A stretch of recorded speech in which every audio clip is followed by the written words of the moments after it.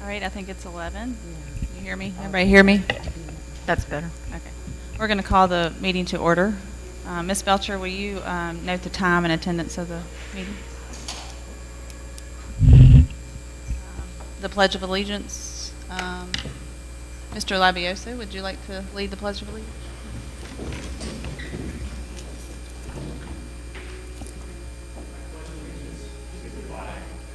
United States of America and the republic for which it stands, one nation, under God, indivisible, with liberty and justice for all. The next, either a moment of silence or anybody volunteering to pray. Have an invocation. Any volunteers? She needs to be turned up. She needs to be turned up. George, do you mind? Nope, not at all. Let's pray. Heavenly Father, we thank you once again that we can come together to talk about our kids. I just pray that as we go over this agenda this morning, that we keep kids in focus and stay focused on you, look to you for guidance. And I pray that you just guide us as we go through it. In Jesus' name we pray, amen. Number 2, adoption of the agenda. Are there any requests to change the agenda? No. 2.2, approval of the agenda. Do I hear a motion to approve the agenda? I'll make a motion to approve the agenda as presented. I'll second. All in favor? Aye. Opposed? Next up is superintendent report. 3.1, COVID-19 update.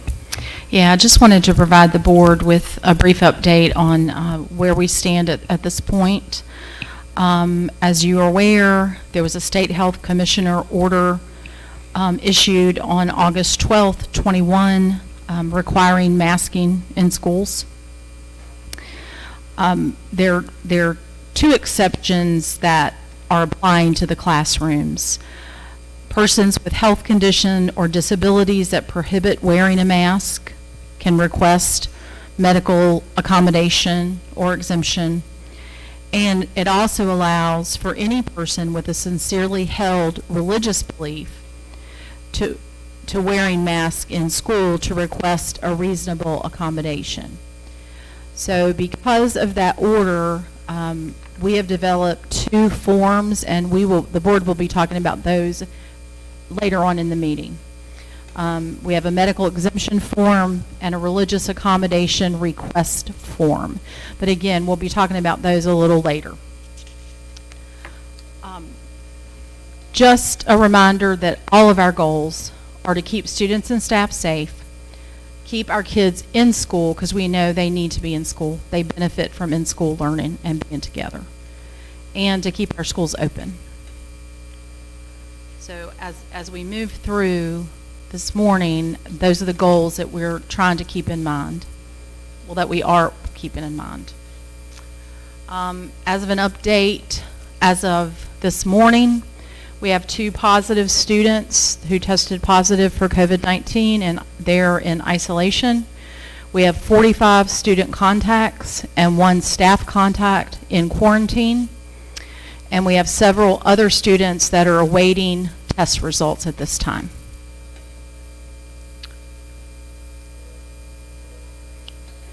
So at this time, I want to ask Mr. Foster, there's been some questions about, why do I have to quarantine?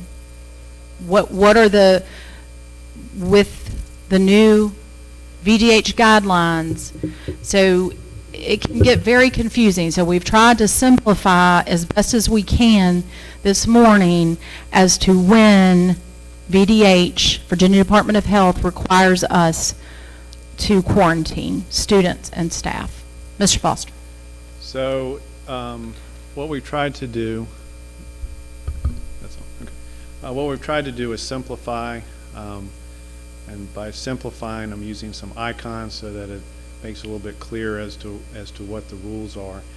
So we have masked individuals, unmasked individuals, and then vaccinated individuals, and those are the ones that we need to talk about. And so what I want to do is I want to approach it from this standpoint. Usually we talk about when do you quarantine. Well, let's talk about when you're not when you don't have to quarantine? When can you stay in school? How do we keep our children in school? So scenario number one, if we have two students, and this only applies to students, if we have two students and they are 3 feet apart or more, and they are both masked, then they do not have to quarantine if one of them contracts COVID-19. And so they could stay in school. That's the easiest way to keep our students in school, is by having them masked. The second scenario involves a combination of individuals, so masked and unmasked.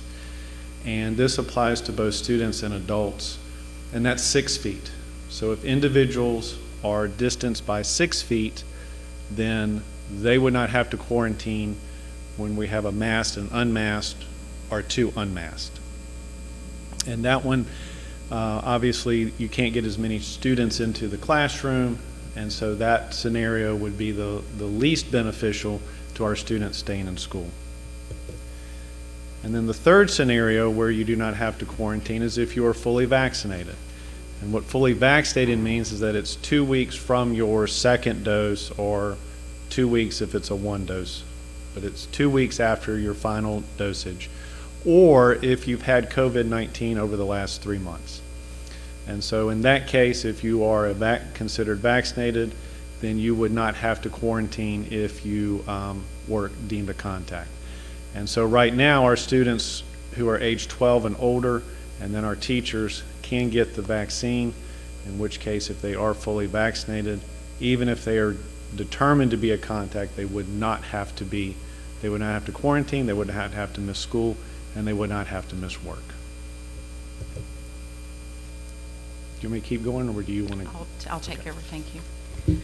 So, we talked about the goals at the very beginning of the presentation. So, as superintendent, my recommendations are to follow CDC and VGH guidelines, which require student and staff to wear face coverings while inside the school building, which we are doing based on the governor's order, and to follow distancing guidelines for masked and unmasked students and staff. So going back to making sure that we are socially distancing to the greatest extent possible, which is what the order states.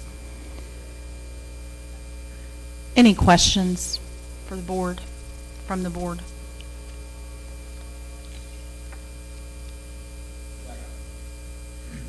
On the distancing part, what about the cafeteria? Like, can we have cafeteria with kids distancing each other? Yes. Well, I mean, we're going to have to do some planning for that, obviously. But that's what we're going to need to do in the cafeteria.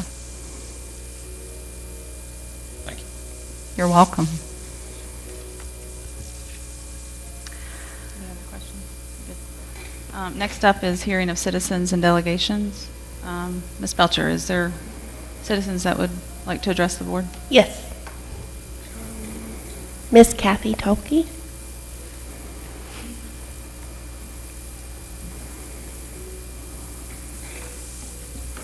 Thank you. My name is Kathy Tolke. I'm a longtime Craig County resident and the Simmonsville District representative on our county board. I first want to commend the entire administration, the teachers, the faculty and staff, and all of you here at the Craig County Schools for all you have done to keep our children safe and to keep educating them in this last crazy year and a half. We could never have anticipated it would go on this long, so thank you. I hesitated to come and speak as I no longer have children who are in the school system and who are affected by this mandate. Yet I noticed that many who spoke at the last meeting also didn't have children in the school system, people who spoke against masking and who are not affected by the mandate.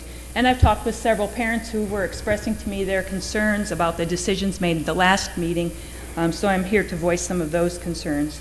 And as a longtime 4-H leader in our county, I have a lot of connection with the kids. Even though my kids aren't in school, I still feel like I have kids in the school system.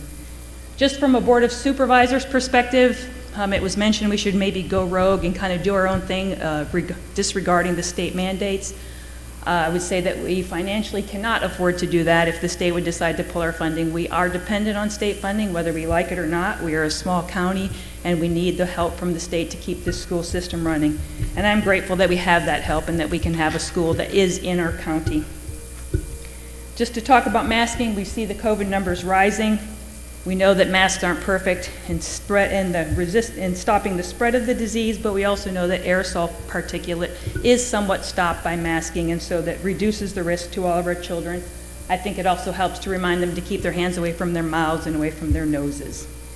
We think that the effect of masks on our kids is rough psychologically, but yet we talk about kids as being so resilient when it suits us, so I would encourage us to be more positive about masking when we're at home, and to go out and buy a bunch of fun masks and encourage our kids to wear them to keep themselves and others safe, as opposed to calling them face diapers or calling our administration sheep for going along with the state.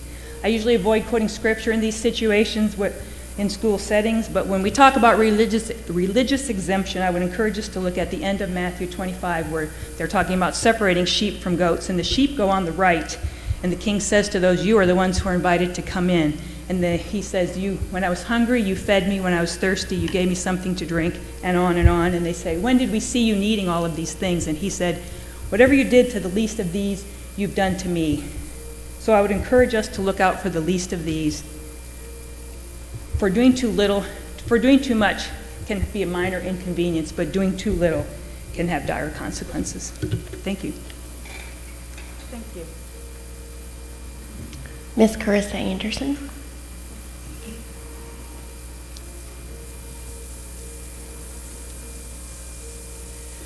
My name is Carissa Anderson. My daughter attends McLeary Elementary School. She's in the 2nd grade. She hasn't been to school since Thursday. I will be making a decision today on whether or not to homeschool her. Now let me be clear. I understand it's really not your decision. Oh, hang on, I'm sorry. To put these mask or forms in place, it's coming from our government. Please don't think I'm speaking directly to any of you, but I am. Here are my concerns. My daughter is 6 years old and she has an IEP. Here's an example. When she says something, she says something. How is school helping her when she's not able to see those mouth movements? My daughter also suffers from anxiety. One day at school last year, she had a mild panic attack. The nurse called, she was in his office, and said she couldn't breathe. I knew what it was, but do you think she was ever asked to remove her mask when she clearly stated, "I can't breathe"? She didn't know to take her mask off, and that's a problem. Luckily, I truly understand it wasn't thought of. None of us are perfect. I'm certainly not. By providing these answers on the form, how does it benefit the school? Aren't we required to fill out medical forms at the beginning of the year? Is my letter saying that I know what's best for my child not good enough? Because I could clearly get an excuse. Should I have to provide you with any more reason other than what I see daily with my child, which you should see too? Now, if I decide to homeschool, here's a new problem that I must face. I'm secluding her from other children. We all know how that goes. I'm not going to argue with anyone who wishes to wear a mask. That's your choice. We are losing our ability to make decisions for ourselves. It's time. It's time we all quit worrying about what everyone else is doing and make decisions based on what's best for us. We need to all stop assuming one life is greater than another. I'm asking that you give the parents a choice to decide what's best for their child without questions or judgment. Thank you for your time today. Thank you. Mr. Jason Mateus.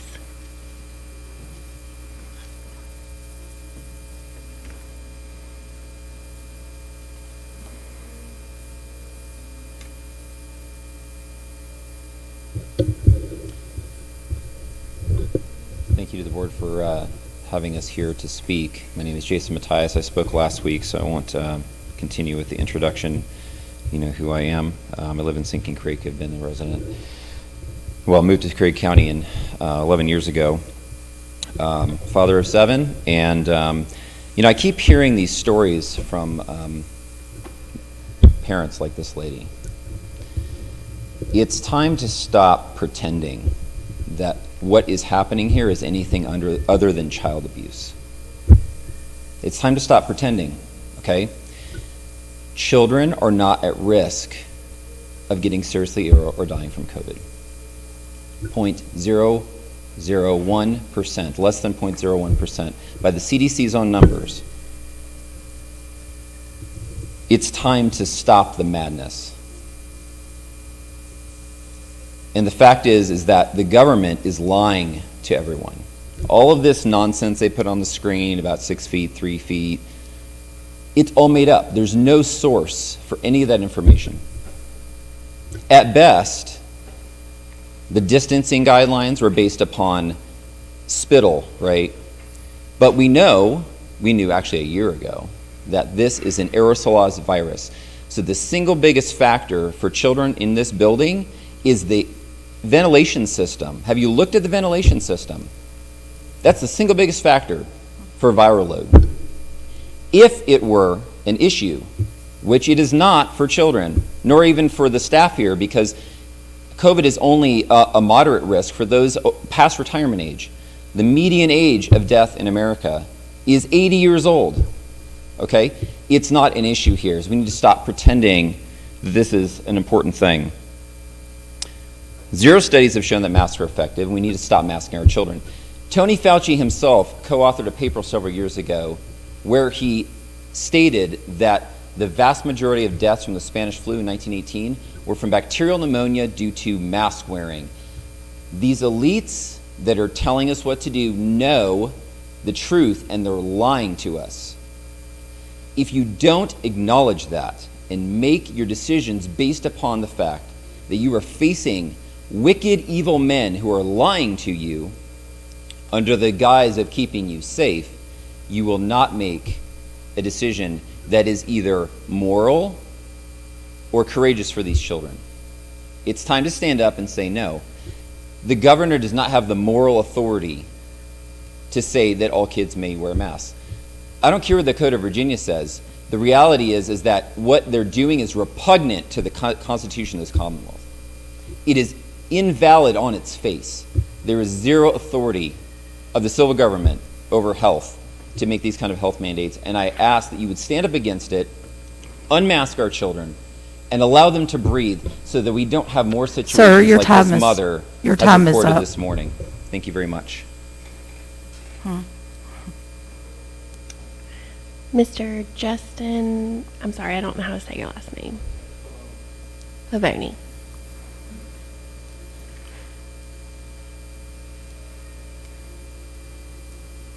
Hey, good morning, everyone. Can you hear me?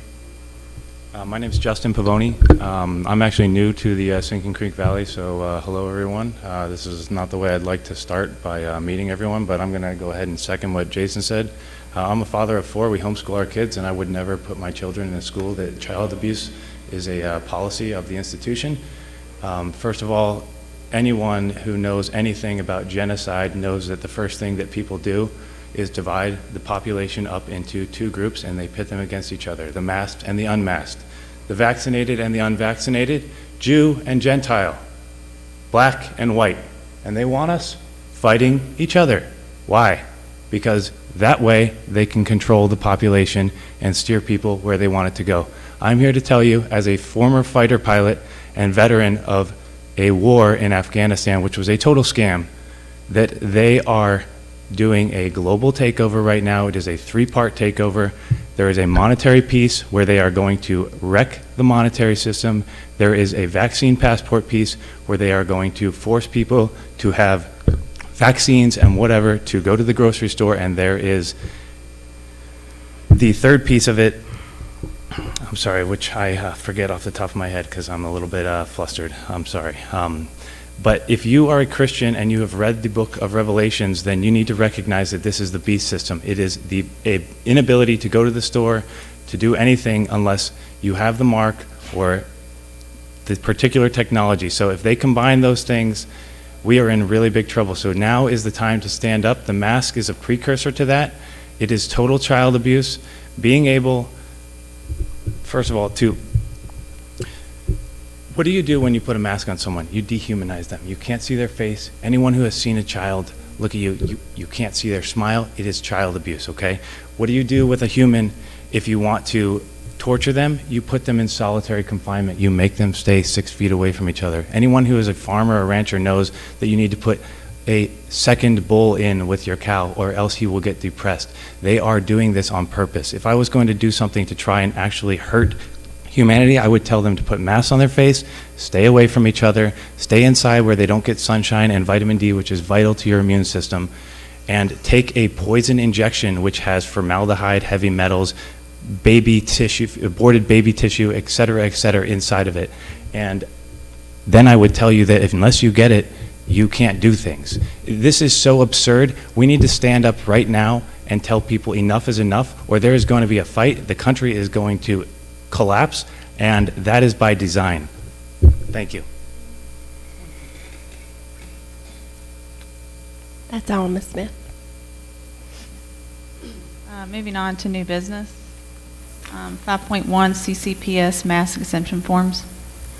Yeah, as mentioned, the purpose of this called meeting was to review the forms that correlate with the commissioner's health order.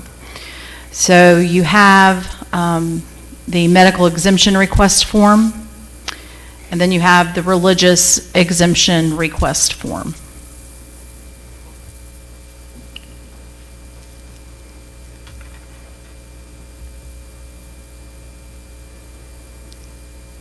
I think as, Yeah, that, you know, I they're think for as- your discussion. I think as and- a board with these two that were put out, that we should discuss and see what's best for each form as far as verbiage. As far as the medical exemption form, I would prefer to see, it's fine to ask, you know, what accommodation they'd like for us to have, but I'd like to see the physician's signature eliminated. I don't think we should have to require a doctor's signature.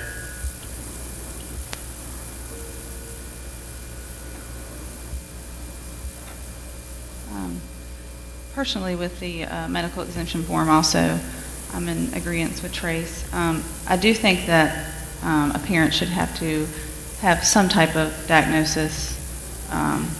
Just for instance, myself in general, I put my diagnosis up there for my kid, and then I also had information that that kind of went behind the diagnosis as far as a physician. I do not think a physician should have to sign off on each individual diagnoses. The form in itself, I don't know if you want to pull it up, he's got it up there. I mean, I do think that when you do sign and you put your diagnosis and the reason that you don't want your child to wear a mask, that, you know, it states that you take, your child may be at increased risk for contracting COVID-19. I also think that we should increase or also put into that form that the parent will understand the quarantine guidelines too, because they're very confusing. And as you can see, the masking to the unmasking is totally different. So I think as far as the form, it should also be put in there that they do understand that when they are putting this exemption form out, that their child might have to quarantine a little bit longer than a masked child. But I do not think the physician should have to sign off. No physician is going to sign off on any of these forms. I think as parents, we are responsible for our kids, and it should be enough just to have a diagnosis or a medical reason that your child doesn't need to wear a mask. And I will say we have had parents whose physicians have sent this in to us. For both of these forms, it mirrors what we do on a normal basis. For example, if my child comes in and has asthma, then we have to do a health plan. And we have to have physicians' information and documentation as to what to do when an asthmatic child has an asthma attack. So again, the intent of the forms were, first of all, to allow an avenue for a parent to request, but they also mirror what we do. So I know I guess we'll take one form at a time. So the board, if you do not want this form, then tell me how you want it changed.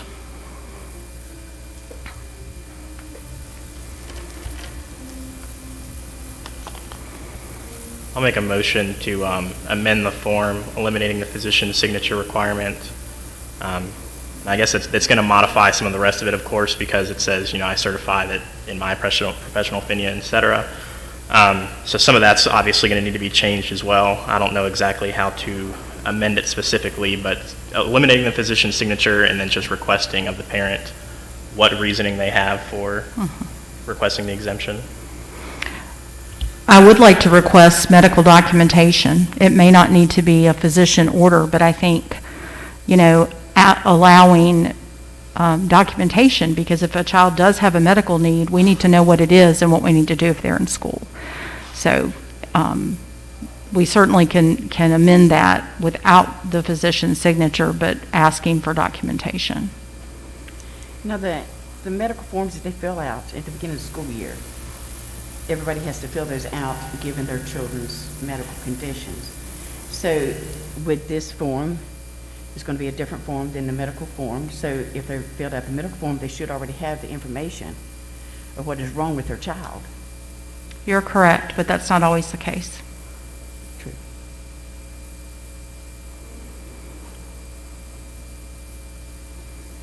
I reckon my thinking is, if you don't mind filling out the information at the beginning of the school year about your child, I don't see why this form would be a problem.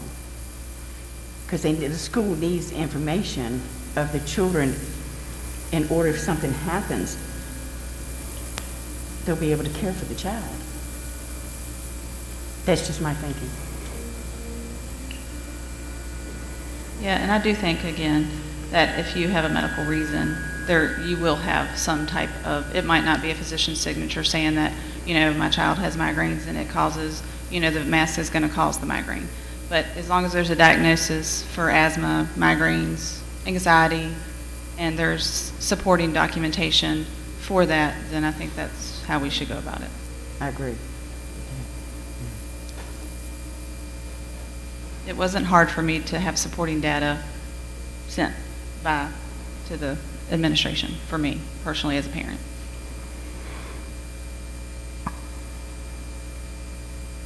But I do think the verbiage and I understand that. I think number one, under that the child may be an increase with doing it. I do think we should add the VDH, knowing that they also understand that quarantine is going to be longer.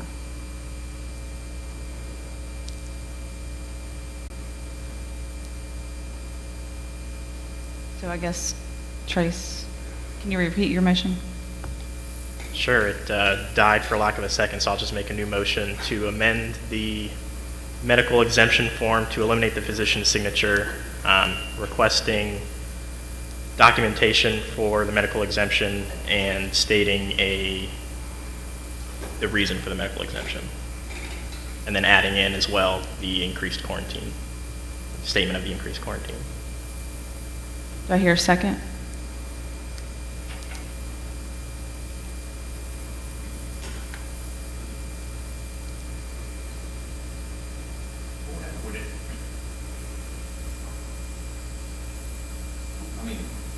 What would happen if we didn't require the documentation? For me personally, as a board member, I feel like there has to be some, now that we're under an emergency executive order from the governor, which is not, like the previous one that we have, went against. I do think there has to be some strings attached to each exemption as far as on file.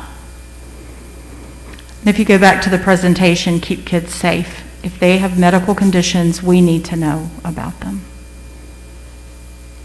And I think, like I said, asthma, anxiety, migraines, if that diagnosis is easily supported by a parent.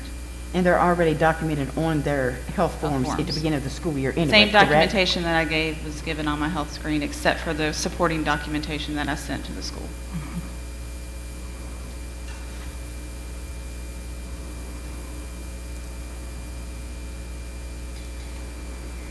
Do I hear a second? I'll second. Ms. Belcher, will you call the board? Mr. George Foster, Yes. Mr. Trace Balasai, Yes. Ms. Faye Powers, Yes. Ms. Gina Smith. Yes. I guess the next exemption form would be the religious exemption form. I'll just start the discussion by saying I think there's way too much information on here that we're reaching way across our boards as far as religious exemption. Again, this mirrors the requirement for when parents request a religious exemption from compulsory attendance. This is actually much less of the requirement. So again, we're just trying to mirror what we already have in place and what the law says. And that is what the order states, sincerely held religious belief. For example, if a parent just comes to the board and says, I'm going to homeschool my child because I want to claim a religious exemption, that's not acceptable according to compulsory attendance guidelines. They have to write information explaining why attendance in school is contrary to their sincerely held religious belief. Just to give you some background information.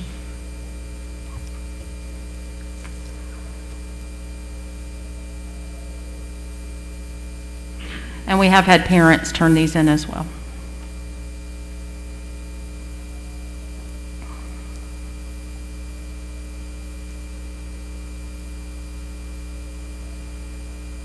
Discussion. Basically, if I was a parent, I could just, so I think it's against my faith because we're being suppressed. Write it in a letter. And would we be potentially denying exemptions based on how some of these questions were answered, like identifying their religious belief and explain how it's held sincerely? I don't believe the intent is to deny anyone's sincerely held religious belief, but I do think if a parent or guardian is requesting that, again, I think there needs to be a form and a reason, not just I'm claiming a religious exemption. I personally have, if there's a possibility of an application getting denied on those grounds, I personally have some First Amendment issues with that. I would prefer to see the identification of a religious belief and explain those first two boxes there. I would prefer to be eliminated. You know, describing an accommodation, of course, is fine, and then requesting additional information is fine, but those first two boxes I think we should eliminate.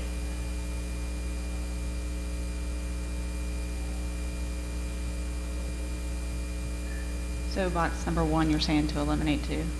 Yeah, the please identify your sincerely held religious belief, and the please explain how your sincerely held religious belief, etc.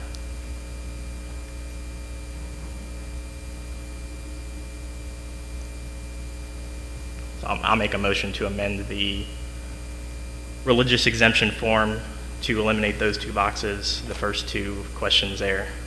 I think there's a second page to that too. There is, yeah, the second page. I personally don't, describe the accommodations. I don't have really an issue with describe the accommodation they're requesting. And, the last box there, I guess, is kind of irrelevant when you eliminate the first two, but. And I'm assuming you will also want to add about the understanding about quarantine to this form.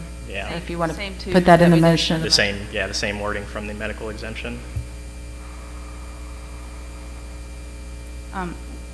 Two, as far as when forms are sent in, who is the back person that will be the one that determines?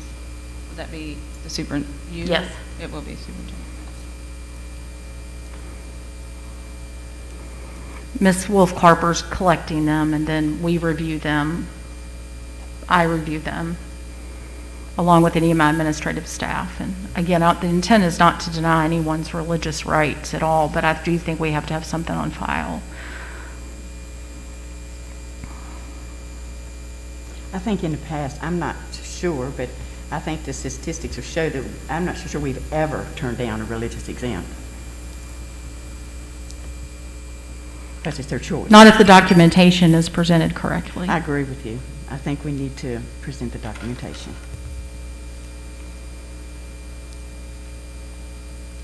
And I do think as we're discussing both medical and religious exemptions, we as parents are also supposed to be a role model for our kids. Sorry, that's just a bell. So I truly Change that. hope when you do use these forms that it is truthful, because we are setting an example for our kids. So for me, I mean, again, I have a diagnosis, I have supporting documentation, but when you are filling out these forms as a parent, we are our kids' role models, so we need to make sure that we are also abiding by the rules, just as we teach our kids to do. But I do think, so we have a motion on the floor. Is there any other discussion?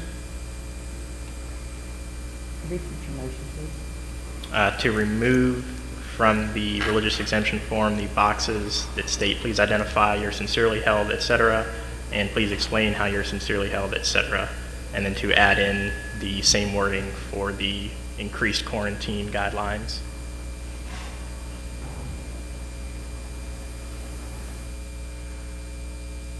Can I ask you one other question about the form? The Sure. protection, the number 2, the protection of others from transmission of COVID-19, the school staff made additional virus transmission mitigation precautions. What exactly? I mean, we're not going to be pulling, if there's an unmask or a mask, we're not going to be separating because one's not masked and one is masked. Well, I know that last year, when we were in the hallways, when they were required to wear them in the hallways, if students weren't masked, the ones that did not have a mask stayed behind the others. But they weren't right in the line, right up on top of the other students. So, I will also say, and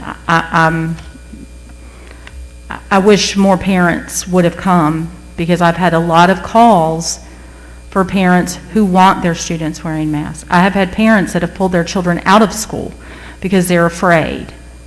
So I just want to say there's two sides to every issue.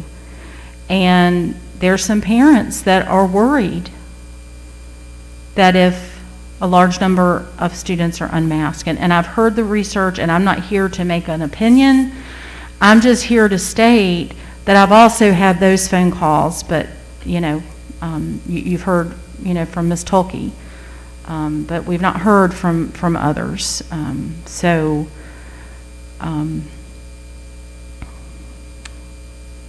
think we would just have to try to do what's reasonable. Obviously, we can't discriminate and would never do that to a child, because we're here about the kids. I'm not going to make our kids feel bad about something. That's not why we are here.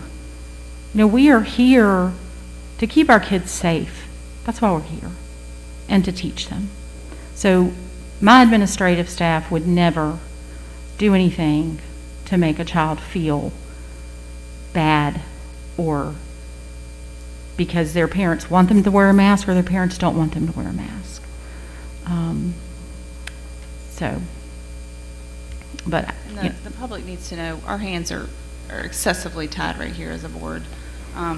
We have an emergency executive order right here that has lots of verbiage that is up to debate. I mean, mask, no mask, exemption, non-exemption. But as far as trying to keep our kids in school, that's really the true goal for, I think, all of us up here. We want to see them in school. And unfortunately, with this and all the mitigation strategies and all the quarantines, it's nearly impossible. So masking, not masking, quarantining, not quarantining, in the end, our kids are losing education.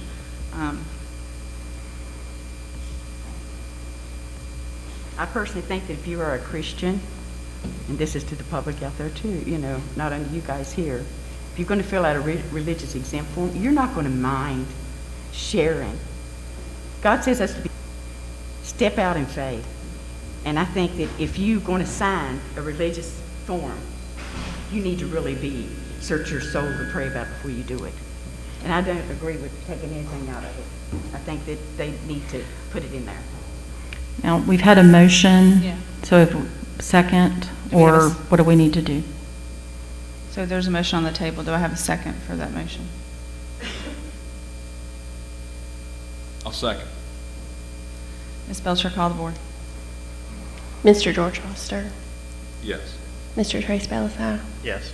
Ms. Faye Powers, No. Ms. Gina Smith. Yes.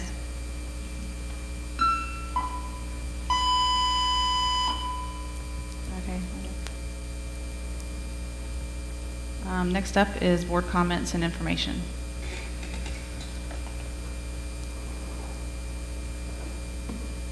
comments? Sorry, I know it's all been very difficult for everybody. It was good to have the meeting to let everybody talk through it, though. Yeah, I truly think this was a good discussion. We all came together, and we're here to make the best decision for our kids. We want everybody safe. We want everybody healthy, and that is the goal of mine, and I know every other board member up here. So thank you guys for, again, going with the changes, coming to after-hour meetings when you have kids and stuff at home. But I appreciate all you guys. I just keep asking myself every day, whatever we're doing, does it further our mission to teach our kids? I do worry about some of the kids that we're going to lose due to whatever decision we make, either or, mask or no mask. I mean, you can't win, really. I mean, it's due to this mandate, which I do disagree with. And I just want to keep praying for our kids and praying for our staff and praying for everybody here.